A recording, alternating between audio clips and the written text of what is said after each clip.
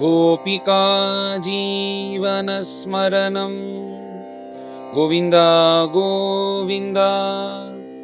सद्गुरु विठ्ठलदास महाराज की जय। பரம கருணாமூர்த்தியா இருக்கக்கூடிய ஸ்ரீ கிருஷ்ணனுடைய சௌலபியம் தெரியறது இந்த குச்சேலோபாக்கியானத்துல. எப்படி இருக்கார் பிரபு? அந்த பிரபு குச்சேலரை வந்து தான் உட்காந்துருக்கிற சிம்மாசனத்தில் உட்காத்தி வச்சு ருக்மிணியை கூப்பிட்டு சாமரம் போட சொல்லி திவ்யான ஆகாரங்கள்லாம் கொடுத்து இப்படி உபச்சாரங்கள் பண்றாரு. இது பண்ணணுன்ற அவசியம் அவருக்கு. பின்னாடி குச்சேலரே சொல்ல போறார், கோகம் தரித்ர பாபியான் கொகிருஷ்ணஹா ஸ்ரீனிகேதனஹான்னு, நான் ஒண்ணுமே இல்லாதவன், எனக்கு இப்படிலாம் உபச்சாரம் பண்ணணுன்ற அவருக்கு என்ன தலையெழுத்தா? அப்படியே வந்தவர்களை வந்தோட பார்த்து சந்தோஷம்னு அப்படியே அனுப்பிச்சிருந்தார் கூட அனுப்பியிருக்கலாம், அதனால என்ன தப்பு? ஆனா என்ன இப்படி பார்த்து வந்து கட்டிண்டு எனக்கு பாத சேவைகள்லாம் பண்ணி எனக்கு ஆகாரம்லாம் கொடுத்து இப்படி பண்ணினாரேன்னு சொல்லிட்டு பின்னாடி சொல்ல போறார். இதுக்கு என்ன, இந்த பாவத்துக்கு என்ன அர்த்தம்னா சௌஹൃதன்னு பேரு. இப்படி ஒண்ணுமே இல்லாதவர்களுக்கு சர்வஸ்வத்தையும் கொடுத்து ஒரு பங்கு கூட எதிர்பார்க்காம போறார்கள் பார்த்தீங்களா, அவர்களுக்கு சௌஹൃதர்கள் பேரு. இதுக்கு சுஹൃத் பாவனை அப்படின்னு பேரு.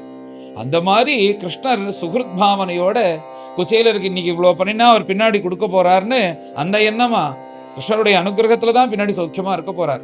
அப்படி இல்லாதபடிக்கு அவர் கூட அந்த பழகினதுனால குருகுலவாசம் பண்ணினதுனால இப்படி ஒரு பரம பாக்கியத்தை கொடுத்து தன் பக்கத்துல உட்காத்தி வைத்து சமஸ்தோபச்சாரங்களும் பண்ணி இப்படி அவரை கையை பிடிச்சிட்டு பேசி குருநாதர் அப்புறம் அந்த குருகுல வாசத்துல நடந்த கதைகள்லாம் பேசி குச்சேலர் வந்து கிருஷ்ணர்கிட்ட சில வார்த்தைகள் பேசுறார். இப்படி பேசிகிட்டே இருக்கும்போது திரும்ப கையும் பிடிச்சி, சுவாமி இவ்வளோ தூரம் நீங்க வந்திருக்கிறீர்களே, எனக்காக ஏதாவது கொண்டு வந்தீரா? நீங்க என்ன பார்க்க வரும்போது கண்டிப்பாக வெறுங்கையோட வரமாட்டீர்களே, எனக்கு ஏதாவது எடுத்துட்டு வந்திருக்கிறீங்களா, எனக்கு ஏதாவது எடுத்துட்டு வந்திருக்கிறாள்னு கிருஷ்ணர் வந்து குச்சேலர்கிட்ட கேட்டு வாங்கி சாப்பிட்றாரா, எனக்கு ஏதாவது எடுத்துட்டு வந்திருக்கிறான்னு. குச்சேலர் தீர்மானம் பண்ணிட்டார், இவருடைய ஐஸ்வர்யம் இங்க இருக்கக்கூடிய இந்த நிலையெல்லாம் பார்த்துட்டு இந்த கந்த துணியில இருக்கக்கூடிய அவளை ஒரு க்ஷணமும் பிரிச்சிடக்கூடாது அப்படின்னு சொல்லிட்டு தீர்மானம் பண்ணிட்டார். அவர் என்ன பண்ணிக்கிறாருன்னா, ஒரு அசடு பிராமணன் அவர் வந்து அந்த அந்த அம்மா கட்டி கொடுத்த அந்த அவளை என்ன பண்ணியிருக்காருன்னா, அவருக்கு எங்கேயும் ஒளிச்சு வச்சுக்கிறதுக்கு கூட இடம் இல்லாததுனால அவர் கைக்கு இடுக்கல வச்சுட்டாராம். இப்படி அந்த வயத்துக்கு மேல கைக்கு இடுக்கல தெரியக்கூடாதுன்னு இப்படி மூடி வச்சுக்கிறது போல வச்சிருக்காரு, அதுவும் வெளியில தெரியறது. அப்பப்ப வந்து அந்த கையை இப்படி இப்படி சரி பண்ணிக்கிறாராம், கண்டிப்பாக இதை கிருஷ்ணருக்கு கொடுத்துடக்கூடாது அப்படின்னு. இதெல்லாம் பார்த்து கவனிச்சுட்டார் போல இருக்க கிருஷ்ணர். நீங்க வந்து எனக்கு எதுவுமே எடுத்துன்னு வராம வரமாட்டீர் எனக்கு தெரியும், எனக்காக நீங்க என்ன எடுத்துன்னு வந்திருக்கீங்க அப்படின்னு ஆசையா கேட்டு வாங்கி சாப்பிட்றாராம் பிரபு. கேட்டு வாங்கி பகவான் கேட்டு வாங்கி சாப்பிட்றது சில இடத்துல தானே. விதுரராத்துக்கு போன உடனே விதுரர்கிட்ட கேட்கிறார், திரௌபதி கிட்ட வந்த உடனே திரௌபதி கிட்ட கேட்கிறார். இந்த மாதிரி சில இடத்துல தான் கேட்டு வாங்கி சாப்பிட்றார் பிரபு. ராமச்சந்திரமூர்த்தி சபரிகிட்ட கேட்டது போல இந்த மாதிரி கேட்டு வாங்கி சாப்பிட்றதுன்றது சில இடத்துல தானே. இங்க குச்சேலர்கிட்ட ஒரு சுவாதீனமா கேட்கிறாராம் ஒரு நண்பனாக பகவான், எனக்காக நீங்க என்ன எடுத்துன்னு வந்திருக்கீர்னு. உடனே பகவான் சொல்றாராம் ஒரு ஸ்லோகம், இது சம்பந்தமே இல்லாம ஒரு ஸ்லோகம் போல இருக்கும். இந்த ஸ்லோகம் என்னன்னா, இது குச்சேலருக்காக இல்ல, யாரெல்லாம் இந்த குச்சேலோபாக்கியானத்தை பின்னாடி சேவிக்கிறார்களோ நம்மள மாதிரி ஒருவர்களுக்காக பகவான் சொல்ற. பத்ரம் புஷ்பம் பலம் தோயம் யோமே பக்தியா பிரயச்சதி. யார் வந்து ஒருத்தர் பக்தினாலும் ஒரு உத்தரணி தீர்த்தம் விட்டா போதும்பா நான் சந்தோஷப்படுவேன், நீ பக்தி இல்லாதபடிக்கு 1000 லிட்டர் பால் பாயசம் நிவேதனம் பண்றது, 1000 லிட்டர் அபிஷேகம் பண்றது, இத்தனை பண்ணினோன்னு உலகத்துக்கு காண்பிக்கிறதுன்னு இப்படி டாம் டூம் பண்ணிட்டு பக்தி இல்லாம நீ எத்தனை பண்ணினாலும் பிரயோஜனம் இல்லைன்றது போல பகவான் சொல்ற. அந்த பக்தி மாத்திரம் இருந்துருத்துன்னா ஒரு உத்தரணி ஜலம் போதுமா. பத்ரம் புஷ்பம் பலம் தோயம் யோமே பக்தியா பிரயச்சதி. உன்னால முடிஞ்சதுன்னா நன்னா பழங்கள்லாம் வாங்கிட்டு வந்து நைவேத்தியம் பண்ணு. கிருஷ்ணா எனக்கு அதுக்கு கூட வசதி இல்லை, நான் என்ன பண்ணுவேன் அப்படின்னா, பழங்கள் முடியலையா, ஏதாவது பூக்கள் இருந்தா அதை பிரிச்சு கொண்டு வந்து எனக்கு அந்த பூவை சமர்ப்பணம் பண்ணு பக்தியோட. அந்த பூ கூட உன்னால சமர்ப்பணம் பண்ண முடியலையா, அந்த எங்கேயாவது இப்படி மரங்களை சுத்தின்னு வந்தேன்னா அங்க மரங்கள்ல உள்ள இலைகள் இருக்குமோனோ, அந்த இலைகளை பிச்சு கிருஷ்ணாய நமஹா கமலநாதாய நமஹான்னு பக்தியோட போட்டேன்னா அதுவே போதும். அந்த இலை கூட ஒரு பொழுது கிடைக்கல அப்படின்னா ஜலம் கண்டிப்பா கிடைக்குமோனோ, அந்த பஞ்சபாத்திர உத்தரணியை வச்சுட்டு அதுலேருந்து கிருஷ்ணாய நமஹான்னு ஒரு உத்தரணி ஜலம் விட்டேன்னா போதும்பா பக்தியோட. இதுல தான் நான் சந்தோஷப்படுறேனே தவிர ஆயிரக்கணக்கான லிட்டர்கள் பால் பாயசம் நிவேதனம் பண்றது, அபிஷேகம் பண்றது, இப்படிலாம் ஒரு பந்தாக்காக பண்றதுனால தான் சந்தோஷப்படலை அப்படின்னு பகவான் சொல்லிட்டார். பக்தியோட அது பண்ணினா சந்தோஷம்தான். ஆனா பேர் வரணும்ன்றதுக்காக பெருசா பண்ணி அதுல பக்தி இல்லைன்னா அது பிரயோஜனம் இல்லை. இதுல இருந்து நாம என்ன தெரிஞ்சுக்கணும்னா, எது சமர்ப்பணம் பண்ணினாலும் சரி, நீ 1,00,000 லிட்டர் பால் பாயச நிவேதனம் பண்ணாலும் சரி, அதுல பக்தி ரொம்ப முக்கியமா இருக்கு அப்படின்றத தெரிஞ்சுக்கணும். அதனால ததகம் பக்தி கிருதம் அஷ்னாமி அப்படின்ட்ட. நீ கொடுத்த உடனே நான் சாப்பிட்டுடுவேன், நீ பக்தியோட கொடுத்தேன்னா அதை நான் சாப்பிட்டுடுவேன்னு தன் வாக்குனால சொல்றார். இது குச்சேலருக்கு சொல்லணும்ன்ற அவசியம் இல்லை. இப்படி இவர் சொல்லினார்னா இது பிரம்மனிஷ்டால் கதையில சொல்லுவான்றதுக்காக முன்னாடி தெரிஞ்சுன்னு சொன்னது போல இருக்கு. கிருஷ்ணர் இது சொல்லினார். இப்படி சொல்லிட்டு நீங்க எது எடுத்துன்னு வந்தாலும் சரி சுவாமி சந்தோஷம், நீங்க எனக்கு என்ன எடுத்துன்னு வந்திருக்கீன்னு கொடுங்கோ அப்படின்னு குச்சேலரை பார்த்து கேட்டுட்டே இருக்காரு. அவர் கொடுக்க முடியாது அப்படின்னு சொல்லிட்டு அந்த கைக்கு இடுக்கல வச்சுட்டு இருக்கிறத அப்பப்ப சரி பண்ணிட்டு கிருஷ்ணரை பார்த்துன்னு பேசிட்டே இருக்கார். இப்படி பகவானுக்கு அது கொடுக்க கூடாதுன்னு தீர்மானம் பண்ணி வச்சுட்டு இடுக்கல வச்சுட்டு இருக்கிற அந்த குச்சேலர் கைக்கு இடுக்கல பேசிண்டே அவருக்கே தெரியாம கைய உள்ள விட்டு லபக்குன்னு இழுக்கிறார் அந்த மூட்டைய. அவரே ஆச்சரியப்பட்டு போயிட்டார், எங்கடா மூட்டையை காணோம்னா கிருஷ்ணர் கையில இருக்கு. அதே ஒரு கந்த துணியில போட்டு எடுத்துன்னு வந்துக்கார். முகத்தை எதுவும் சுழிச்சிக்காதபடிக்கு பிரபு அந்த மூட்டையை பிரிச்சு இப்படி கையில வச்சுன்னு பாக்குறாராம். அந்த அவுள் தெரியறது, அவளை பார்த்த உடனே முகம்லாம் சிரிக்கிறதாம்.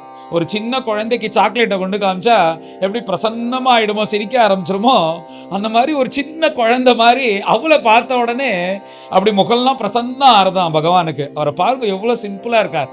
ராஜாதிராஜன் துவாரகாதீசன் எனக்கு முந்திரி எல்லாம் காய்ச்சி நல்லா தயார் பண்ணி அதுல கேக்கு கொண்டு வந்து எனக்கு சமர்ப்பணம் பண்ணினாதான் நான் சந்தோஷப்படுவேன், என் முகம் பிரசன்னமாகும், இல்லைன்னா ஆகாதுன்னு இல்லாதபடிக்கு அசட்டுத்தனமா ஒன்னுத்துக்கும் எவ்வளோ சீப்பானது, எவ்வளோ விலை குறைஞ்சது, ரொம்ப சுலபமா இருக்கக்கூடிய அந்த அவளை கொண்டு நீட்டின உடனே அவர் முகம் பிரசன்னமாயிருதான். ஒரு சின்ன குழந்தை சாக்லேட்டை பார்த்த உடனே அப்படி பிரசன்னமாயி பரமப்பிரீணனம் சகே, எனக்கு இது பிடிக்கும்னு எப்படி சுவாமி தெரிஞ்சு எடுத்துன்னு வந்தீர்? நானும் எல்லாத்தையும் சாப்பிட்டு இருக்கேன் பஞ்சபக்ஷ பரமான்னம் இங்க அர்த்தபுரத்துல. இந்த அவளை சாப்பிட்றதுக்கு எனக்கும் தோண மாட்டேங்கிறது, யாரும் கொண்டு வைக்க மாட்டேங்கிறா. எனக்கு பிடிக்கும்னு தெரிஞ்சு நீங்க எப்படி எடுத்துன்னு வந்தீர்? நான் உங்ககிட்ட குருகுல் வாசத்தெல்லாம் சொல்லலையே அப்படின்னு சொல்லிட்டு அந்த அவளை பார்த்து அவ்வளோ சந்தோஷமா கிருஷ்ணருக்கு. அவர் தன் வாக்குனால வாயை திறந்து பிடிச்சிருக்குன்னு சொன்ன ஒரு பதார்த்தம் இருக்கு அப்படின்னா அது அவள் தான் தோன்றது. வேற எங்க பார்த்தாலும் தனக்கு பிடிச்சி சாப்பிட்டா மாதிரி வேற எதுவும் தெரியல. தனக்கு வாயை திறந்து சொல்லி பிடிச்சு சாப்பிட்டது இந்த அவள். பரமப்பிரீணம் சகேன்னு இந்த அவளை பார்த்த உடனே முகல்லாம் சிரிக்கிறது, பிரசன்னமாறுது. மேல அதை தான் எடுத்து போட்டுக்கணும்னு தீர்மானம் பண்றார். இங்க என்ன பகவான் மனசுல சங்கல்பம் பண்றார்னா, இந்த அவளை வாயில போட்டுக்கும் போது அவருக்கு அங்க சகலஸ்ரீயும் கொடுக்கணும், தேவதா லோகங்கள்லாம் தோத்து போகணும், அப்படி ஒரு அரண்மனையை கொடுக்கணும்னு பகவான் தீர்மானம் பண்ணிட்டார். மகாலட்சுமியோடைய சகல கலைகளும் அவாத்துல இருக்கணும்னு தீர்மானம் பண்ணிட்டார். அப்படி தீர்மானம் பண்ணிட்டு குச்சேலரை ஒரு தடவை ஏற இறங்கு பார்த்து கொடுக்கலையாம். இங்க ஒரு விஷயம் தெரிஞ்சுக்கணும், எதுவா இருந்தாலும் பகவானுக்கு நாம சமர்ப்பணம் பண்ணணும் அப்படின்றத தெரிஞ்சுக்கணும். இதுல அவனுக்கு தான் எல்லாம் தெரியுமே, யாத்துல எல்லா சாப்பாடும் அவனுக்கு தெரியாம நடக்கிறதா, அவனே சாப்பிட்டுக்கிட்டோம் அப்படின்னா கண்டிப்பா அங்க இருக்கக்கூடிய பூஜையில இருக்கிற பிரபு சாப்பிட மாட்டார். நீ எடுத்துன்னு போயிட்டு ஏஹி தாதா போக்தும் கோபாலா வச்சு கெஞ்சணும். கிருஷ்ணா சாப்பிட்றியா சாப்பிட்றியான்னு அப்படி கேட்டாதான் ஆசையா சாப்பிடுவார். அதான் சமயக்கட்டில் இருக்கு, நீ போய் சாப்பிட்டுக்கோன்னா எனக்கு என்ன சாப்பாடுக்கு வழி இல்லாமல் அங்கே இருக்கேன்னு போயிடுவார். அதனால எந்த விஷயமா இருந்தாலும் இந்த உலகத்துல உனக்கு ஒரு விஷயம் வேண்டும்னா நீ பகவான்கிட்ட கேட்கணும். நீ கேட்காம பகவான் கொடுக்கணும்னு நினைச்சேன்னா அது கேட்காம இருந்து சாட்சிபூதமா இருக்கிறது. அது கருடன் மாதிரி மேல பறக்கக்கூடிய நிலை. இப்படி இருந்து இருந்து பக்தி பண்ணி வந்ததுக்கு அப்புறம் தான் அந்த நிலைக்கு போக முடியுமே தவிர எடுத்த உடனே தீர்மானமா இருக்க முடியாது. ஏன்னா நம்மளுக்கு வலி எல்லாம் தெரியறதோன்னும். அப்படின்னு போது வலிக்கிறதுனா மாத்திரை போட்டுக்க தானே போட்டுக்கிறோம். அப்படின்னு போது நம்மளுக்கு இதை வேணும், இதை சரி பண்ணி கொடுன்னு அவன்கிட்ட போய் பிரார்த்தனை பண்ணணும். எப்படி ஒரு விஷயம் வேணும்னு நம்ம அப்பா அம்மாட்ட போய் கேட்கிறோமோ அந்த மாதிரி கேட்கணும்.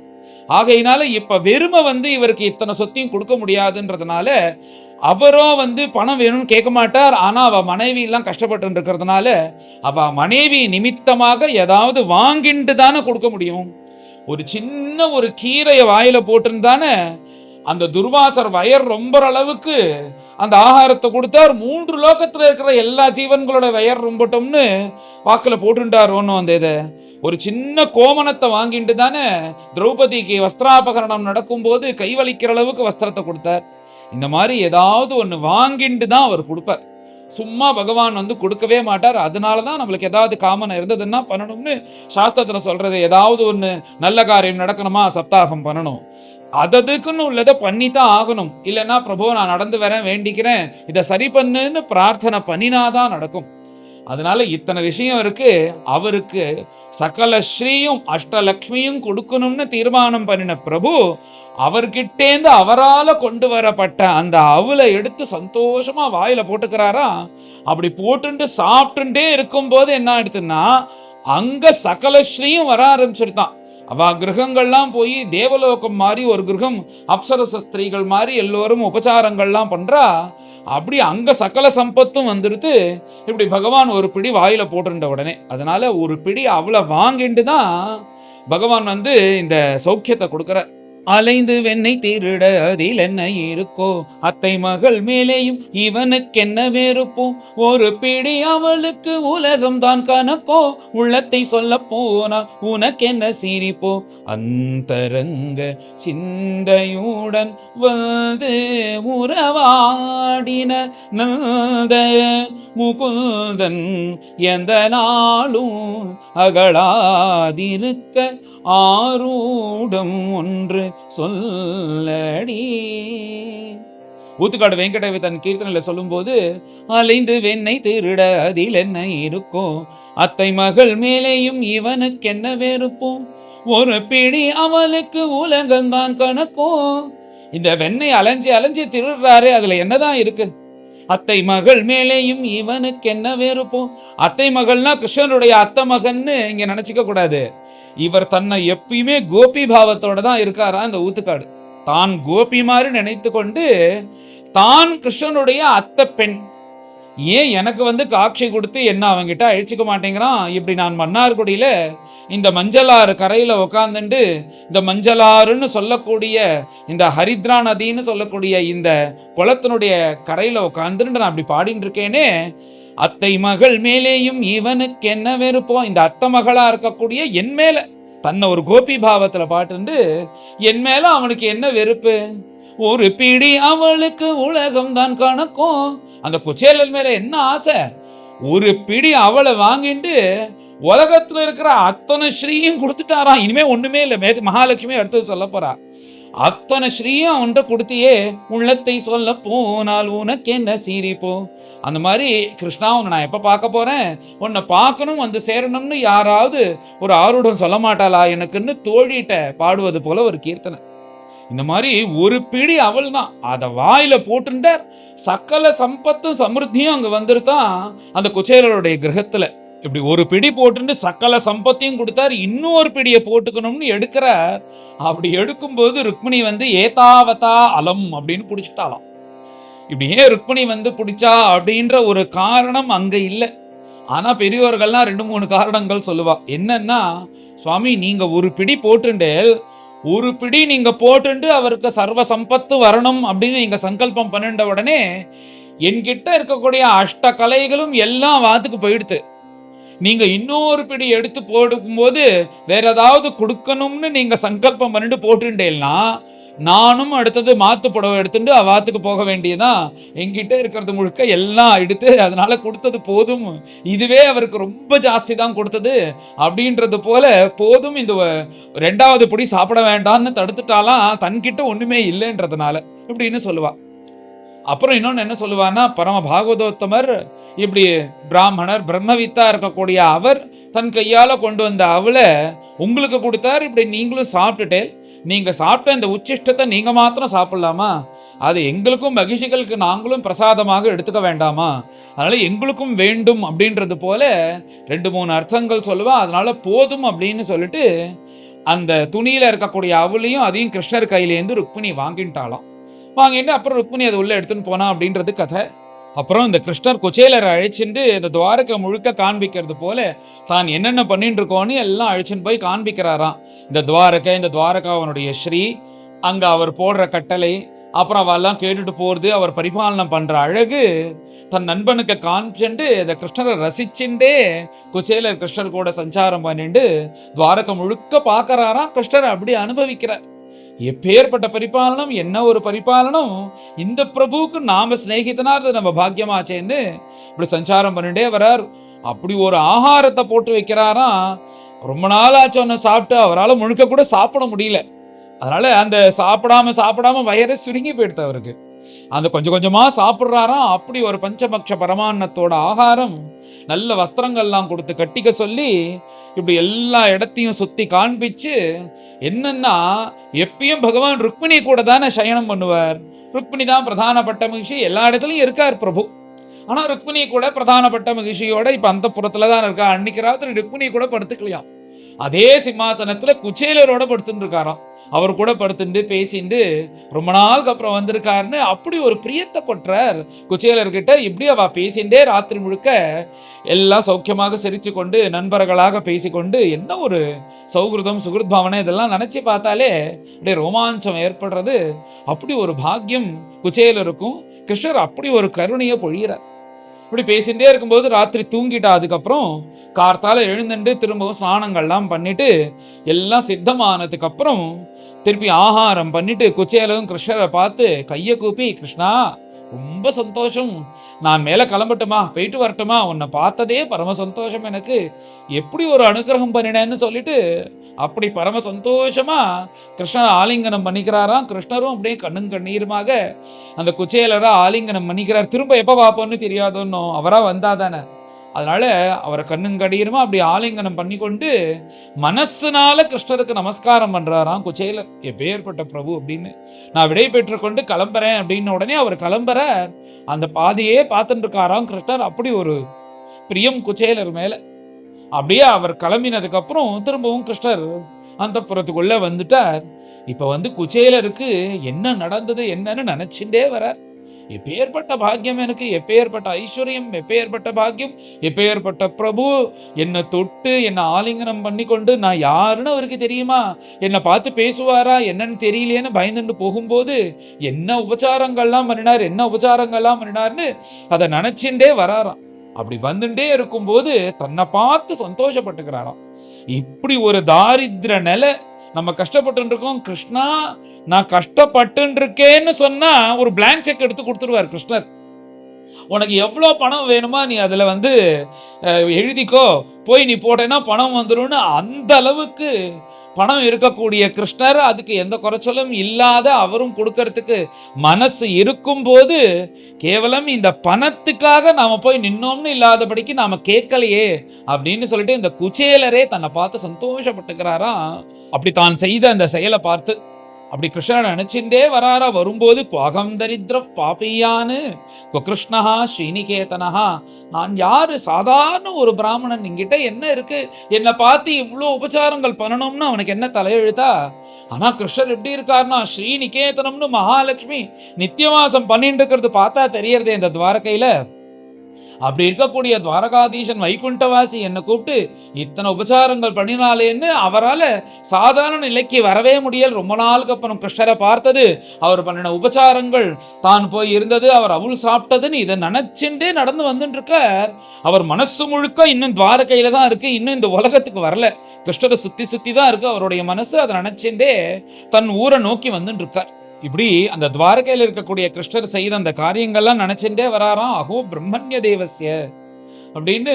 எப்படி ஒரு வேதத்து மேலேயும் வேதம் படித்த பிராமணர்கள் மேலேயும் எப்படி ஒரு ஆசை. எனக்கு என்னென்னலாம் பூஜை பண்ணினார், எப்படி பண்ணினார், என்கிட்ட என்ன நான் சாதாரணமாக இருந்திருந்தேன்னா, இந்த ஸ்நேகிதனா இருந்துட்டு போயிருந்தேன்னா இத்தனை உபச்சாரங்கள் நடக்குமா, எனக்குள்ள இருக்கக்கூடிய அந்த வேதத்துக்கு தானே இப்படி பகவான் வந்து உபச்சாரங்கள் பண்ணினார். அப்படி வேதத்து மேலே எப்படி விசுவாசம் என் பிரபுவுக்கு. மகாலட்சுமியை மாத்திரம் ஆலிங்கனம் செய்யக்கூடிய அந்த சரீரத்தினால என்ன ஆலிங்கனம் செய்து கொண்டு எனக்கு பரமானந்தத்தை கொடுத்தாரே அப்பேற்பட்ட பிரபு. அது மாத்திரமானா அங்க இருக்கக்கூடிய அந்தப்புறத்துல இருக்கிற அத்தனை பேரும் மூக்குல விரல் வச்சு பாக்குறது போல தன்னை உட்காத்தி வச்சு அத்தனை உபச்சாரங்கள் பண்ணார். இதெல்லாம் கவனிக்கிறார் குச்சேலர். இப்படிலாம் பண்ணணும்ன்ற என்ன அவசியம். அதுக்கும் மேல யாரும் உட்கார மாட்டாலாம் அந்த சிம்மாசனத்துல. ருக்மிணி தேவியே அதுல வந்து உட்காரத்துக்கு யோஜனை பண்ணுவாலாம். அது வந்து சில பூஜிதா புத்தியோட வச்சிருப்பா. இப்ப குரு ஒரு ஆசனத்துல உட்கார்றாருன்னா அது குரு அதுல இருக்காருன்னு அர்த்தம். அதனால யாரும் போய் இதுல உட்கார மாட்டா, அது குரு உட்கார்ந்து இருக்கிறது அப்படின்னு சொல்லுவா. இந்த மாதிரி குருவோ தெய்வமோ இந்த மாதிரி வந்ததுன்னா அதில் உட்காரக்கூடாது, அதில் அவள் எப்பயுமே இருக்கா அப்படின்ற ஒரு பக்தி ஸ்ரத்தையோடு இருப்பாள் ஒன்றும். அந்த மாதிரி ருக்மிணியே அந்த சிம்மாசனத்தில் உட்காந்துக்க மாட்டாலாம். ஆனால் அப்பேற்பட்ட அந்த சிம்மாசனத்தில் தன்னை உட்காத்தி வச்சு தனக்கு ருக்மிணியை விட்டு இப்படி வெஞ்சாமரம் போட சொன்னாரே, அப்படி நாம் என்ன பண்ணிட்டோம்? தன்னுடைய பிரதான பட்ட மகிழ்ச்சியை கொடுத்து இப்படி சாபரம் போட சொல்லி என் கூட உட்காந்துன்னு பேசினாலே அப்படி நாம் என்ன பண்ணிட்டோம்னு சொல்லிட்டு இப்படி கிருஷ்ணனுடைய குணகணங்களை நினைச்சுட்டே அப்படியே வராராம். அவர் துவாரகையிலேயே அவர் மனசானது பரிபூர்ணமா இருக்கு. இப்படி துவாரகால நடந்த விஷயங்கள் அப்புறம் கிருஷ்ணனையும் ஸ்மரிச்சுட்டே வராரா. வந்தா ஏதோ பெரிய வீதி மாதிரி தெரியறது, துவாரகா மாதிரியே பெரிய அந்தப்புறம். இவர் என்ன நினைச்சுட்டார்னா, கிருஷ்ணனை நினைச்சுட்டே நாம திரும்பவும் துவாரகைக்கு வந்துட்டோம் போல இருக்கு அப்படின்னு நினைக்கிறார். சரி, இவ்வளவு தூரம் வந்துட்டோம், கிருஷ்ணரை போய் இன்னொரு தடவை பார்த்துட்டு போயிடுவோமே அப்படின்னு தோன்றதான். அப்படின்னு உள்ள வந்து பார்த்தா அது துவாரகை மாதிரி இல்ல, ஏதோ பெரிய பெரிய அந்தப்புறங்கள், தேவதா ஸ்திரீகள்லாம் இருக்கா, நிறைய சகல சம்பத்துகளும் இருக்கு, எல்லாம் இருக்கு. ஏதோ தனக்கு பரிச்சயமான இடம் போலதான் இருக்கு, துவாரகை இல்ல அப்படின்னு தெரிஞ்சு ஆச்சரியமா பார்த்துட்டு இருக்கார். அங்கேருந்து நிறைய அப்சரச ஸ்திரீகள் வருவது போல நிறைய பேர் வரா. அந்த கிரகமே பார்த்தா துவாரகை மாதிரி இருக்கான். பகவான் என்ன பண்ணிட்டார்னா, அந்த அவள் அவர் வாயில போட்டுட்டே என்ன பண்ணினார்னா, தனக்கு சதிருஷமாக ஒரு பவனத்தை ஏற்படுத்தி கொடுத்துட்டாராம். தன் நண்பன் தன்னை மாதிரியே இருக்கணும்னு அப்படி ஒரு சம்பதை. அப்படி பார்த்துட்டே இருக்கும்போது ஒரு அற்புதமான ஒரு ஸ்திரீ சர்வாலங்கார பூஷித்தையாக தனக்கு பார்த்தா பரிச்சயமானது போல இருக்கா. அப்படியே நேரா குச்சேலர் முன்னாடி நிக்கிறா. குச்சேலர் முன்னாடி நின்ன உடனே குச்சேலருக்கு நமஸ்காரம் பண்ணோடனே அவர் பின்னாடி போய்மா, யாருமா நீ, எனக்கு நமஸ்காரம் பண்ற, யாரு நீ அப்படின்னு கேட்ட உடனே எழுந்து நின்று கையை கூப்பிட்டு, மம்மி நீங்க யாரு, எனக்கு நமஸ்காரம் பண்றீங்களே அப்படின்னு கேட்ட உடனே எழுந்து நின்று கையை கூப்பிட்டு, நான் தான் உங்க ஆத்து மாமி அப்படின்றாளாம்.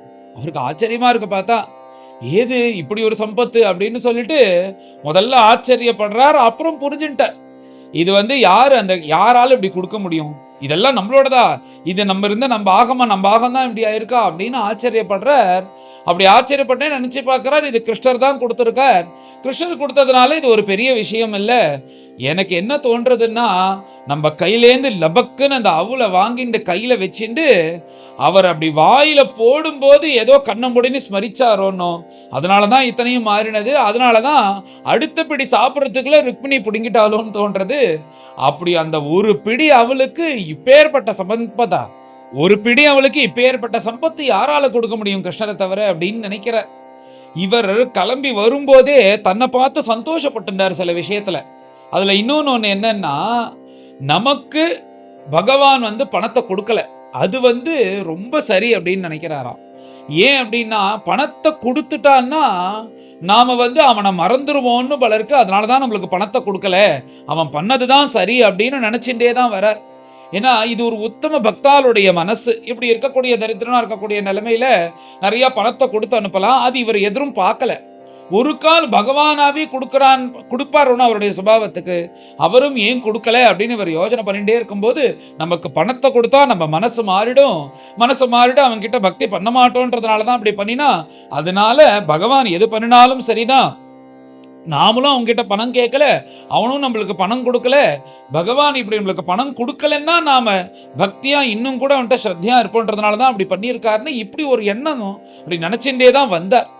ஆனா இங்க பார்த்து இப்ப இத்தனை சம்பத்தும் அவர் வாயில போட்டுண்டவனே கொடுத்துட்டாருன்னு இப்ப இங்க பிரத்யட்சமா பார்த்ததுக்கு அப்புறம் அவருக்கு தோன்றது ரெண்டு விதமான மனோபாவம். அவரை பொறுத்தவரையும் அவருக்கு பணம் வேண்டாம், அவர் பணம் வேணாம் தான் நினைச்சுன்னு போனார். தான் எப்பயும் கிருஷ்ணர் பக்தனாக தான் இருக்கணும் அப்படின்னு நினைச்சுட்டு இருக்கார்.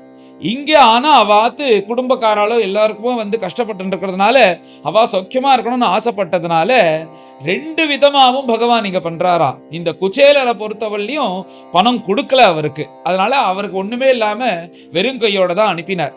அதனால அவருக்கு பிரதிகிரகம் வாங்கிட்டு பகவான்கிட்ட பணம் கேட்டோன்ற வருத்தம் இருக்காது. ஆனா இங்க பார்த்தா இந்த குடும்பத்துல அவ சௌக்கியமா இருக்கணும்ன்றதுனால தனக்கு சதிருஷமாக இந்த அந்தப்புறத்தையும் கொடுத்துட்டாராம். இதுல இருந்து என்ன தெரிஞ்சுக்கணும்னா, யார் யாருக்கு என்ன வேணுமோ அதை கொடுத்துட்டார். குச்சேலரை பொறுத்தவரையும் இந்த பணங்கள்லாம் வேண்டாம் பிரபு, உன் இடத்துல எனக்கு பக்தி இதெல்லாம் தான் வேணும், நான் எப்பயுமே விரக்த இந்திரியார்த்தேஷு பிரசாந்தாத்மா சேத்தேந்திரியான்னு இப்படிதான் இருக்கணும் அப்படின்னு அவர் ஆசைப்பட்டார்.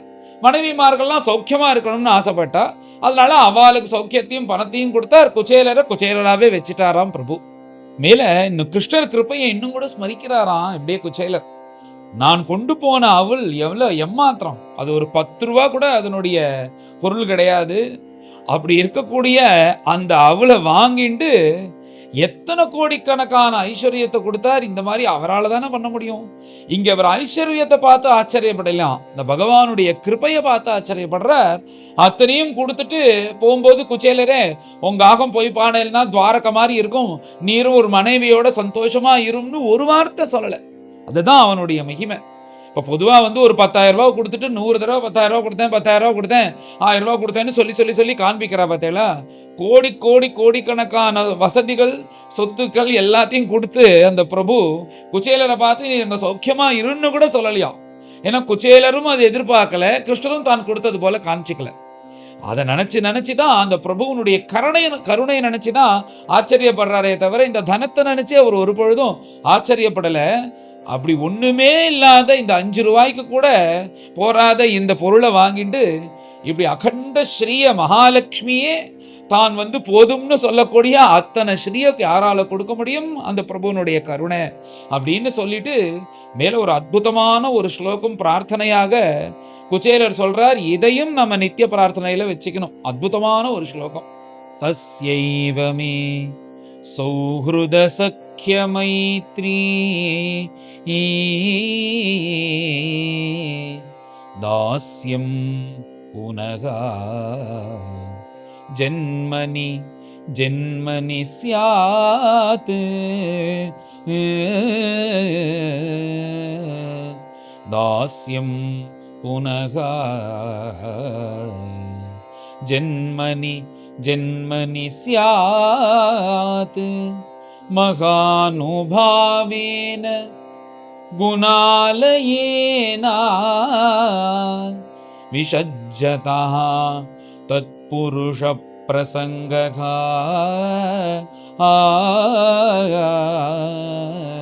தத்புருஷ பிரசங்கः தத்புருஷ பிரசங்கः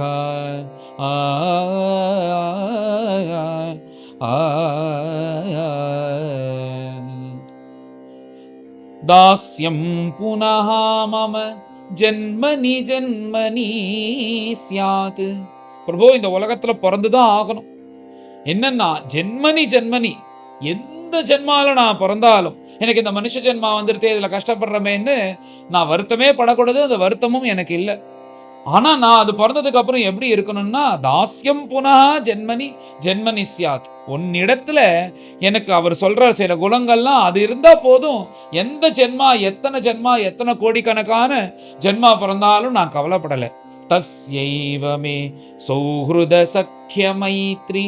சௌஹ்ருதம்னு சொன்னமே, சௌஹ்ருதம்னா என்னன்னா ஒத்தரட்ட ஒரு பலனை கூட எதிர்பார்க்காதபடிக்கு அவனுக்கு சகாயம் பண்றது. இப்ப கிருஷ்ணர் பண்ணாருன்னு குச்சேலருக்கு, ஏன்னா குச்சேலர்கிட்ட பண்ணினா அவர் பின்னாடி வந்து இத்தனை சம்பத்தையும் கொடுக்க போறாருன்னா பண்ணார். இந்த சுகுர்த் பாவனையில கிருஷ்ணர் பண்றது போல உன்னிடத்துல பக்தி நான் பண்ணணும். இன்னைக்கு நான் இவ்வளவு பக்தி பண்றேன், நீ என் வந்து நாக பிருஷ்டம் சார்வபௌமாதிபதியாகவும் சொர்க்காதிபதியாகவும் பிரம்மலோகத அதிபதியாகவும் நீ பண்ண போறேன்னு நான் ஒரு ஜென்மாலும் நினைக்க கூடாது. நீ எப்படி சுகிருத் பாவனையில எனக்கு எல்லாத்தையும் கொடுத்தியோ அதே மாதிரி அதே சுகிருத் பாவனையில உன்கிட்ட நான் பக்தி பண்ணணும். சக்கிய மைத்ரி, சக்கியமும் மைத்ரியும் நீ எப்படி என்கிட்ட காமிச்சியோ அதே மாதிரி எந்த ஜென்மா எடுத்தாலும் உன்னிடத்துல இதே பிரேமையோட நான் நண்பனாக இருக்கணும், உன்கிட்ட இந்த சக்கிய பக்தி பண்ணணும்.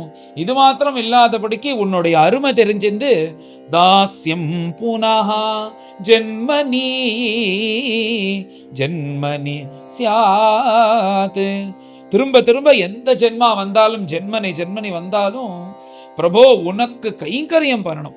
நீ எப்பேற்பட்டவன்னா உன்னுடைய மகானுபாவேன குணாலயேனா, உன்னுடைய குணகணங்கள்லாம் நினைச்சுண்டு நீ மகானுபாவன் நினைச்சுண்டு உன்னுடைய சங்கத்திலேயே இருக்கணும். உன்னுடைய குணங்களை பாடிக்கொண்டு எத்தனை மகாத்மாக்கள் இருக்காலோ அப்பேற்பட்ட மகான்களுடைய சங்கம் தான் எனக்கு எப்பையும் வேணும்.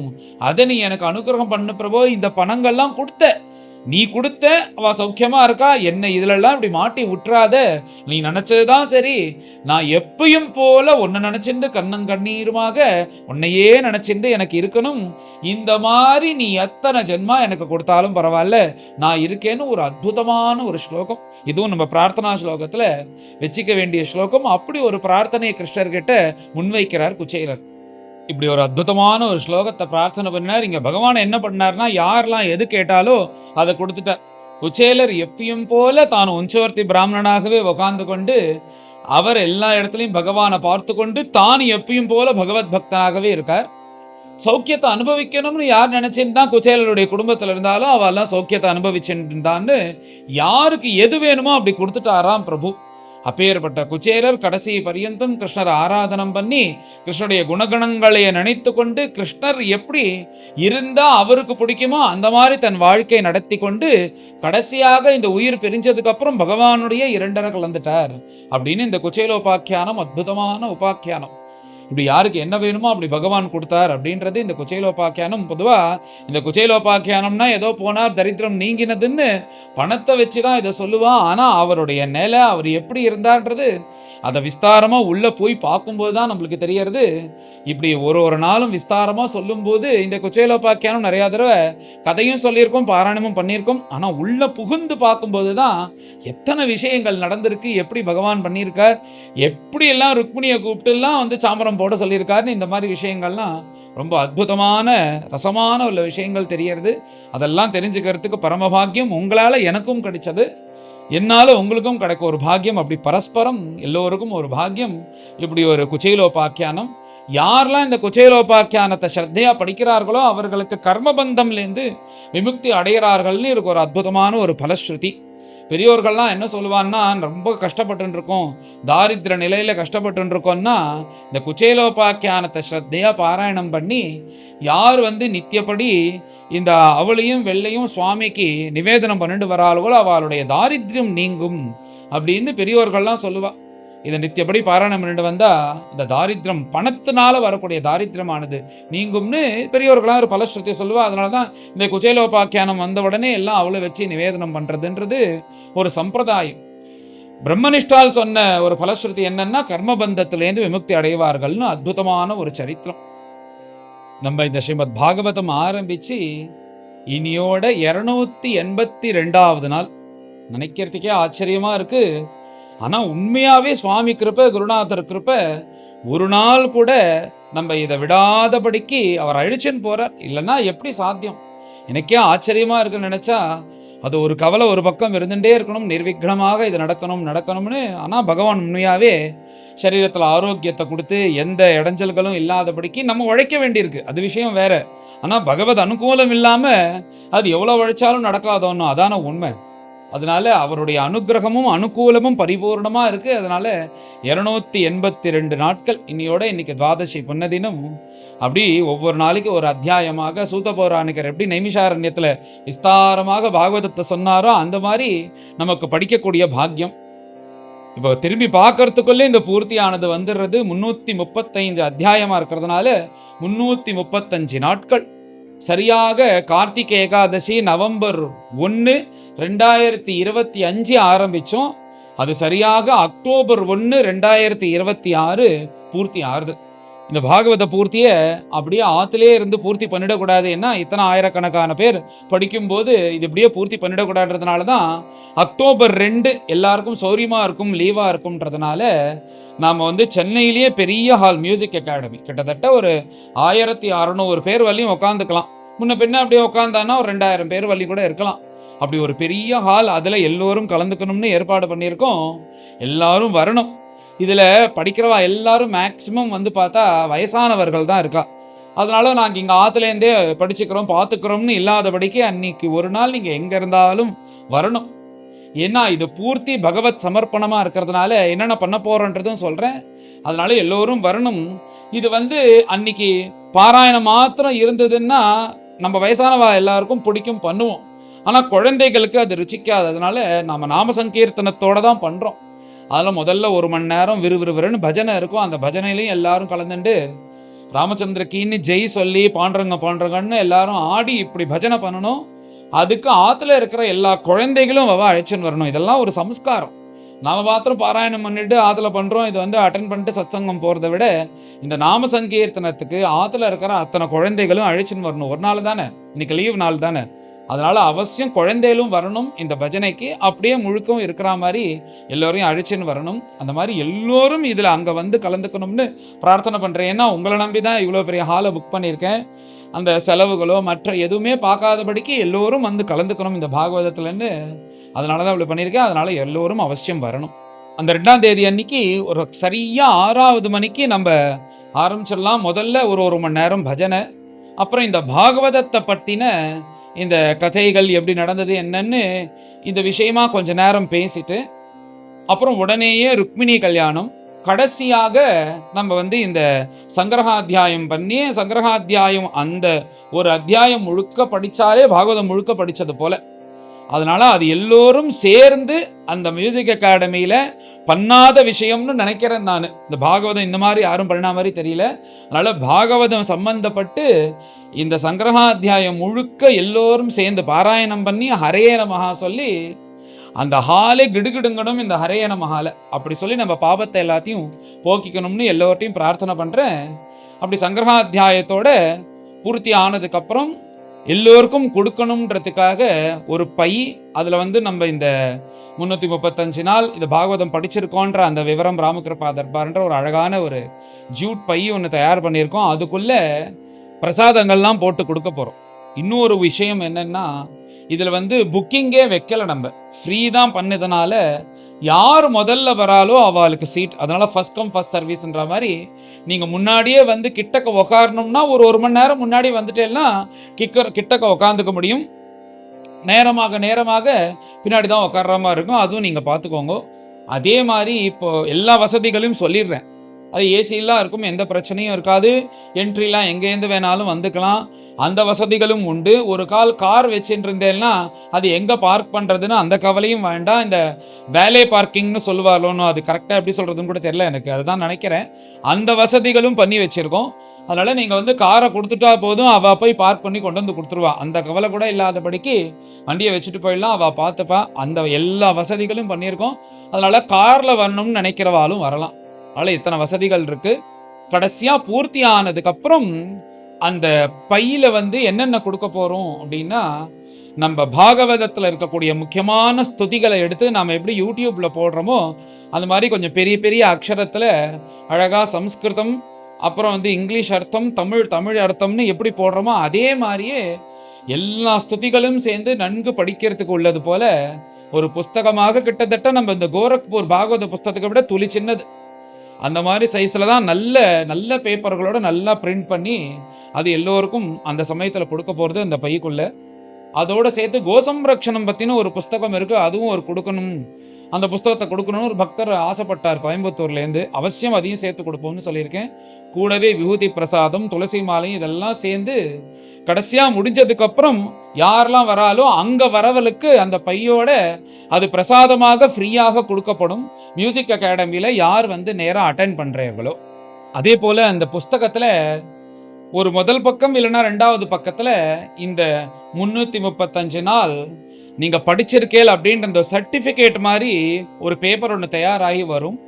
அதில் வந்து நீங்கள் படிச்சிருக்கேல் அப்படின்றதெல்லாம் போட்டுட்டு கீழே வந்து ஒரு பிளாங்காக ஒரு கட்டம் மாதிரி கொடுத்துருவோம். அதில் அவளுடைய சின்ன ஃபோட்டோவை ஒட்டிண்டு கீழே இது யார் நம்ம படிக்கிறேன்னா இப்போ என்னோட கையெழுத்தோடு அது ஒரு சர்டிஃபிகேட் மாதிரி அந்த பேப்பரானது வந்துடும். அதில் அவள் ஒட்டி வச்சுட்டன்னா ஒரு ஞாபகார்த்தமாக இருக்கும். யாரெல்லாம் இதை 335 நாள் படித்தீர்களோ, யாரெல்லாம் இதை பாராயணம் பண்ணிலோ, ஒரு நாள் முழுக்க படிக்கலைன்னாலும் ஒரு தடவையாவது படிச்சிருப்பேலனோ அவள் கூட இதில் வச்சுக்கலாம். அந்த மாதிரி அதுவும் அந்த ஒரு பேப்பர் மாதிரி கொடுக்க போகிறோம். அதுலேயே வந்துடும், அந்த புக்லேயே தனியாக இருக்காது, புக்கோடையவே வந்துடும். அது புக்கோடையே இருந்தால் சௌரியமாக இருக்கும், தனியாக இருந்தால் அது வந்து எங்கேயாவது விழுந்துடும். அதுலேயே இருக்கிறதுனால நீங்கள் வந்து அதில் உங்கள் ஃபோட்டோ ஒட்டிட்டு உங்கள் பேரை மாத்திரம் அதில் அதுக்குன்னு இடம் கொடுத்துருப்போம், அதில் எழுதிட்டு ஞாபகார்த்தமாக வச்சுக்கலாம். இந்த பிரசாதங்கள்லாம் நாம் ருக்மிணி கல்யாணம் முடிஞ்சு சங்கரகாத்தியாயம் முடிஞ்ச உடனே எல்லோருக்கும் வருவது போல் அங்கேயே கொடுக்கப்படும். எல்லோரும் கொஞ்சம் இருந்து வாங்கிட்டு போகணும். கூடிய சீக்கிரம் எல்லாமே சீக்கிரமாக முடிக்கிற மாதிரி தான் பிளான் பண்ணிட்டு இருக்கோம். ஒரு 8லேருந்து 8:30க்குள்ளே எல்லாம் முடிஞ்சிடும். நீங்கள் பிரசாதத்தை வாங்கிட்டு கிளம்பிடலாம். அப்படி தான் எல்லாமே பிளான் பண்ணிட்டு இருக்கோம். மேலே இந்த நிகழ்ச்சியோட விவரத்தை சொல்கிறேன். இந்த ஹால் புக் பண்ணுறது, அப்புறம் இந்த மற்ற விஷயங்கள்லாம் சொன்னேன். இந்த வேலட் பார்க்கிங், அப்புறம் வந்து இந்த வீடியோ கேமரா வச்சுருக்கிறது, அப்புறம் பின்னாடி எல்லாருக்கும் நன்கு தெரியுது போட இந்த எல்இடி ஸ்க்ரீன், அப்புறம் அந்த பை, பாகவத புஸ்தகம், விபூதி, துளசி மாலை, பாகவதாளுடைய சம்பாவனை, இது எல்லாம் சேர்த்து அன்னைக்கு மாத்திரமே கிட்டத்தட்ட நாங்கள் கணக்கு போட்டதில் வந்து ஒரு 8 லட்சம்லேருந்து 10 லட்ச ரூபாய்க்குள்ளே செலவாகுது. இதில் முன்ன பின்ன இருக்கலாம் 1 லட்சம், அவ்வளோ செலவாகுது. இதை ஏன் இன்னைக்கு நான் உங்கள்கிட்ட சொல்கிறேன்னா, இன்னைக்கு மகாலட்சுமியோடைய அனுகிரகம் கிடைச்சி குச்சேலர் சௌக்கியமாக இருக்கார். மேலே நம்மளுக்கு இப்போ மகாலட்சுமியோட அனுகிரகம் தான் தேவை. அவ்வளோ பெருசாக எல்லாம் ஏற்பாடு பண்ணியிருக்கோம். என்னுடைய சுபாவத்தையும் சொல்லிடுறேன். நான் வந்து எது பண்ணினாலும் வந்து சும்மா சாதாரணமாக சின்னதாக அந்த மாதிரி போய் பண்ணினேன்றது எனக்கு அது பிடிக்காது. எது வாங்கினாலும் நல்லதாக தான் வாங்கணும், நல்ல பொருளாக தான் வச்சுக்கணுன்றது என்னுடைய சுபாவம். அதனால் பொதுவாக யோஜனை பண்ணி நன்னா தான் பண்ணுவேன். இப்போ உடனே இதை பண்ணிவிடுவோம் அப்புறம் பார்த்துக்கலான்னு நினைக்க மாட்டேன். எதுவாக இருந்தாலும் சரியாக பண்ணணும்னு நினைப்பேன். அதனால் எல்லா பொருட்களும் நல்ல குவாலிட்டியில் தான் ஏற்பாடு பண்ணியிருக்கோம். எதுலையுமே காம்ப்ரமைஸ் இருக்கக்கூடாதுன்னு. இது நம்ம குவாலிட்டி காம்ப்ரமைஸ் பண்ணால் ஒரு 2-3 லட்சம் வந்து சேவ் பண்ணலாம். ஆனால் அப்படி வேணான்னு சொல்லிட்டு அந்த கொடுக்கக்கூடிய பை, அதுக்குள்ளே இருக்கக்கூடிய விபூதி, துளசி மாலை, அந்த புஸ்தகம், பேப்பர் எல்லாம் கிளாஸ் குவாலிட்டியில் எல்லாமே ஏற்பாடு பண்ணியிருக்கோம். அந்த ஹாலு, எல்லா ஏற்பாடுகளும் நன்னா இருக்கணும், எல்லாருக்கும் சௌக்கியமாக இருக்கணும், அதை பார்த்தா ஒரு நல்ல பொருளாக இருக்கணும்னு இத்தனை ஏற்பாடு பண்ணியிருக்கோம். அதுக்கு கிட்டத்தட்ட ஒரு 8லேருந்து 10 லட்ச ரூபா ஆறுது. இதை ஏன் உங்ககிட்ட நான் இப்போ சொல்ல ஆரம்பிக்கிறேன்னா, மேலே மகாலட்சுமியோட அனுகிரகம் தேவை. நாம் இந்த பாகவதத்தை ஆரம்பித்து கிட்டத்தட்ட இது ஒரு 10 மாதம் முடியறது. இன்னொரு 1 மாதம் கிட்டத்தட்ட பாக்கி இருக்குது. 1 மாதம் மேலேயே இருக்குது. அதனால் மொத்தம் 11 மாதம் நாம் இங்கே படிக்கிறோம். அதனால் எனக்கு என்ன தோணினது அப்படின்னா, ஒரு மாதத்துக்கு ஒரு 1000 அப்படின்னு மனசில் வைத்துக்கொண்டு 11,000, இந்த 11,000 ஒரு 100 பேர் கலந்துட்டா கூட இது வந்து ரொம்ப சுலபமாக முடிஞ்சிடும் முன்ன பின்ன இருந்தால் கூட. ஆகையால் எல்லோரும் நினச்சிட்டு இருப்பா இந்த பாகவதம் முடிஞ்ச உடனே ஏதாவது பண்ணலாம் அப்படின்னு. அந்த பூர்த்தி வல்லியும் நீங்கள் காத்துன்னு இருக்காதபடிக்கு இப்போ இந்த சமயத்தில் கொடுத்தா இந்த தர்ம காரியங்கள்லாம் நன்னா நடக்கும். என்னென்னா, இந்த பாகவதம் ஆரம்பித்து எனக்குன்னு இப்போ தான் நான் கேட்குறேன் பணம். அதனால் நீங்கள் இதுக்கு கொடுத்தேன்னா ரொம்ப உபயோகமாக இருக்கும். எனக்கு சொல்கிறதுக்கே கூச்சமாக இருக்குது. இது வந்து கம்பல்ஷனே இல்லை. யாருக்கு என்ன முடியுமோ எவ்வளோ வேணாலும் கொடுக்கலாம். நீங்கள் நினச்சா இதுக்கு மேலேயும் கொடுக்கலாம். இல்லை முடியாதவர்கள் இவ்வளோ முடியாது அப்படின்னா உங்களால் என்ன முடியுமோ அதை கொடுக்கலாம். அதை இப்போ இந்த சந்தர்ப்பத்தில் இந்த தனமானது வந்தது அப்படின்னா எல்லாத்துக்கும் உபயோகமாக இருக்கும். அதாவது கொடுத்து செட்டில் பண்ணுறதுக்கு ரொம்ப சௌக்கியமாக இருக்கும். ஏன் இதை இன்னைக்கு சொல்கிறேன்னா, மகாலட்சுமியோட கட்டாட்சம் இன்னைக்கு குச்சேலர் பட்டு அவர் சர்வ சம்பத்து சமிருத்தியோடு இருந்தாரோன்னு நானும் இன்னும் கொஞ்ச நாளுக்கு அப்புறம் சொல்லலாம்னு நினச்சேன். ஆனால் இந்த சமயத்தில் சொல்லணும்னு தோணுது. ஏன்னா மகாலட்சுமி கட்டாட்சம் இன்னைக்கு தேவைப்படுறது. அதனால் இந்த சமயத்தில் சொல்லலாம் அப்படின்னு தோணினது. அதனால் யாருக்கு என்ன முடியுமோ அதில் கலந்துக்கலாம். நான் ஒரு கணக்கு சொல்கிறேன், இவ்வளோதான் கொடுக்கணுன்றது இல்லை. இந்த மாதிரி யார் என்ன வேணாலும் கொடுக்கலாம். இப்போ நீங்கள் கொடுக்குற இந்த திரவியமானது இந்த சத்சங்கத்துக்கு உபயோகப்படும். ஆகையினாலே எல்லோட்டும் இதை தெரிவித்துக் கொள்கிறேன். மேலே நம்ம பாகவத குரூப்லேயே எதுக்கு அனுப்பணும், என்ன அனுப்பணும்னு அந்த டீட்டெயில்ஸ் எல்லாம் உங்களுக்கு நான் போடுறேன். நீங்கள் பாகவதம் குரூப்பில் இல்லாமல் நிறையா பேர் படிக்கிறவாலாம் இருக்கா பாகவதம். அவள் எல்லாருக்கும் இங்கே நான் சொல்லிகிட்டே இருக்கும்போது கீழே காலிங்கில் ஸ்க்ராலிங்னு சொல்லுவோமே, அதில் ஒரு ஃபோன் நம்பர் வரும். அந்த ஃபோன் நம்பருக்கு நீங்கள் வாட்ஸ்அப் பண்ணி என்ன பண்ணணுன்றதை தெரிந்து கொள்ளலாம். அதனால் எல்லோரும் இதில் கலந்து கொள்ளணும்னு நான் எல்லார்ட்டையும் பிரார்த்தனை பண்ணி கேட்டுக்கிறேன். எல்லோருக்கும் சுவாமி கிருபை, பகவத் கிருபை, மேல்மேலும் சத்சங்கம், இந்த பாகவதம் எல்லாம் கிடைக்கணும். இந்த பாகவத்தை நிர்விக்னமாக நாம் எல்லோரும் படித்து பூர்த்தி பண்ணி மேலே ஏகாதச ஸ்கந்தங்கள்லாம் அற்புதமாக இருக்கும். அதெல்லாத்தையும் படித்து கடைசியாக பாகவத பூர்த்தி பண்ணி கிருஷ்ணருக்கு சமர்ப்பணம் பண்ணணும். எல்லோருக்கும் கிருஷ்ணரிடத்தில் அச்சஞ்சலமான பக்தி வரணும்னு பிரார்த்தனை பண்ணிக்கிறேன். மேலே எல்லோரும் கலந்து இந்த அத்தியாயத்தை பாராயணம் பண்ணுவோம். அச்ச ஏகாशीतितमोऽध्यायः श्रीशुक उवाच स इत्थं द्विजमुख्येन सह सङ्कथयन् हरिः सर्वभूतमनोभिज्ञः स्मयमान उवाच तं ब्रह्मण्यः ब्राह्मणं कृष्णः भगवान् प्रहसन् प्रियं प्रेम्णा निरीक्षणेनैव प्रेक्षन् खलु सतां गतिः। श्रीभगवानुवाच किमुपायनमानीतं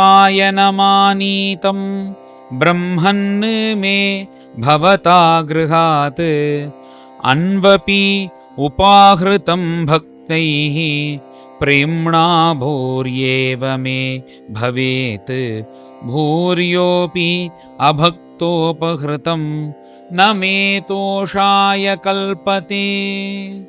पत्रं पुष्पं फलं तोयं यो मे भक्त्या प्रयच्छति तदहं भक्ति उपहृतम् अश्नामि प्रयतात्मनः। इत्युक्तोऽपि द्विजस्तस्मै व्रीडितः पतये श्रियः पृच्छुकप्रसृतिं राजन् न प्रायच्छत् अवाङ्मुखः। सर्वभूतात्मदृक् साक्षात् तस्यागमनकारणं विज्ञाय अचिन्तयन्नायं श्रीकामो मा भजत्पुरा। पत्न्याः पतिव्रतायास्तु सखा प्रियचिकीर्षया प्राप्तो मामस्य दास्यामि सम्पदो अमर्त्य दुर्लभाः। इत्थं विचिन्त्य वसनात् चीरबद्धान् द्विजन्मनः स्वयं जहार किमिदम् इति पृथुकतण्डुलान्। नन्वेतत् उपनीतं मे परमप्रीणनं सखे तर्पयन्ति अङ्गमां विश्वं ये ते पृथुकतण्डुलाः। इति मुष्टिं सकृज्जग्ध्वा द्वितीयां जग्धुमाददे तावत् श्रीः जगृहे हस्तं तत्परा परमेष्ठिनः। एतावतालं विश्वात्मन् सर्वसम्पत्समृद्धये अस्मिन् लोके अथवा अमुष्मिन् पुंसः त्वत्तोषकारणं। ब्राह्मणस्तां तु रजनीम् उषित्वा अच्युतमन्दिरे भुक्त्वा पीत्वा सुखं मेने आत्मानं स्वर्गतं यथा। स्वभूते विश्वभावेन स्वसुखेन अभिवन्दितः जगामस्वालयं तात पथ्यनुव्रज्य नन्दितः। स चालब्ध्वा धनं कृष्णात् न तु याचितवान् स्वयं स्वगृहान् व्रीडितो अगच्छत् महद्दर्शननिर्वृतः। अहो ब्रह्मण्यदेवस्य दृष्टा ब्रह्मण्यता मया यद्दरिद्रतमो लक्ष्मीम् आश्लिष्टो बिभ्रतोरसि। क्वाहं दरिद्रः पापीयान् क्व कृष्णः श्रीनिकेतनः ब्रह्मबन्धुरिति स्माहं बाहुभ्यां परिरम्भितः।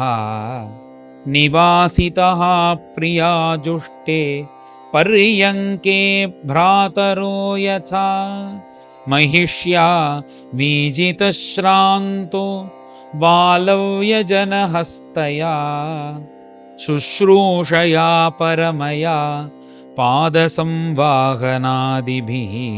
पूजितो देवदेवेन विप्रदेवेन देववत्।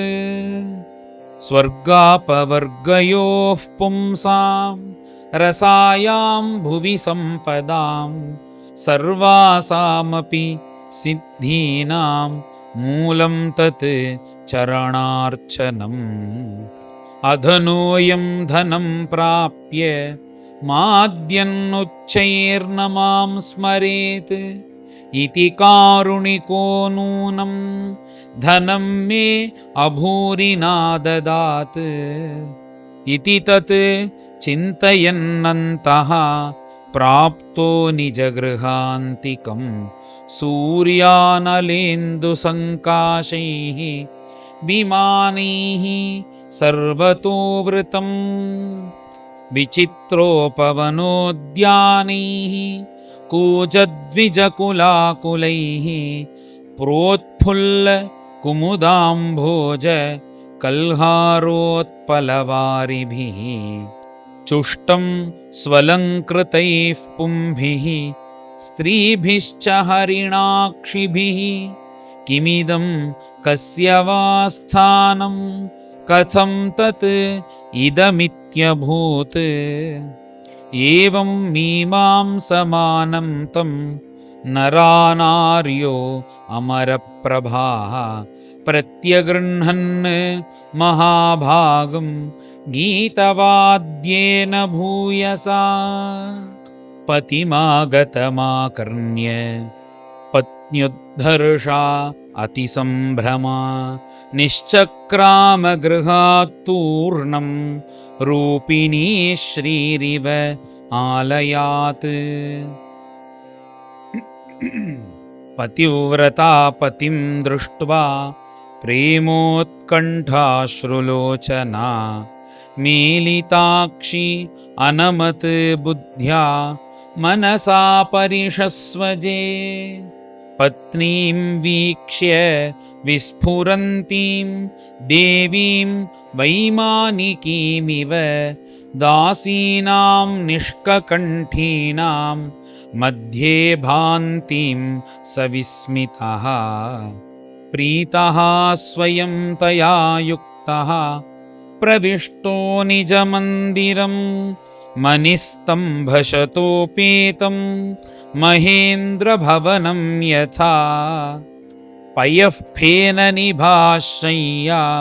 दान्तारुक्मपरिच्छदाः पर्यङ्का हेमदण्डानि चामरव्यजनानि च आसनानि च हैमानि मृदूपस्तरणानि च मुक्तादामविलम्बीनि वितानानि द्युमन्ति च स्वच्छस्फटिककुड्येषु महामारकतेषु च रत्नदीपाभ्राजमाना ललनारत्नसंयुताः विलोक्य ब्राह्मणस्तत्र समृद्धिः सर्वसम्पदां तर्कयामास निर्व्यग्रः स्वसमृद्धिम् अहेतुकीम् नूनं बतैतन्मम दुर्भगस्य शश्वद्दरिद्रस्य समृद्धिहेतुः महाविभूतेः अवलोकतोऽन्यः नैवोपपद्येत यदुत्तमस्य नन्वब्रुवाणो दिशते समक्षं याचिष्णवे भूर्यपि भूरिभोजः पर्जन्यवत् तत् स्वयमीक्षमाणः दाशार्हकानां ऋषभः सखा मे किञ्चित् करोति उर्वपि यत्स्वदत्तं सुहृत्कृतं फल्ग्वपि भूरिकारी मयोपनीतां पृथुकैकमुष्टिं प्रत्यग्रहीत प्रीतियुतो महात्मा तस्यैव मे सौहृदसख्यमैत्री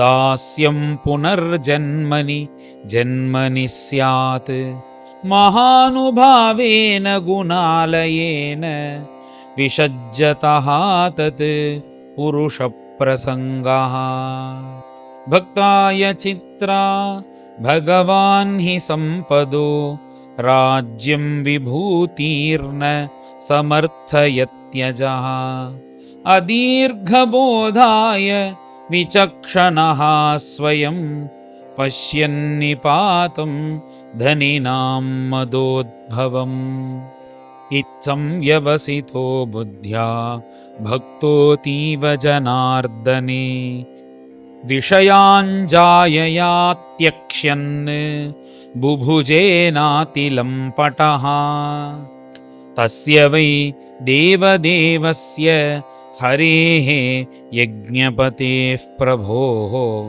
பிராம்மணாः பிரபவோ தெய்வம் ந தேभ्यो வித்யதே பரம் ஏவம் ச விப்ரோ பகவத்சுஹృத்ததா திருஷ்ட்வா ஸ்வப்ருத்யைரஜிதம் பராஜிதம் தத்யானவேகோத்க்ரதிதாத்மபந்தனः தத்தாமலேபே அச்சிரதः சதாம் கதிம் ஏதத் பிரம்மண்யதேவஸ்ய ஸ்ருத்வா பிரம்மண்யதாம் நரः லப்தபாவோ பகவதி கர்மபந்தாத் விமுச்யதே.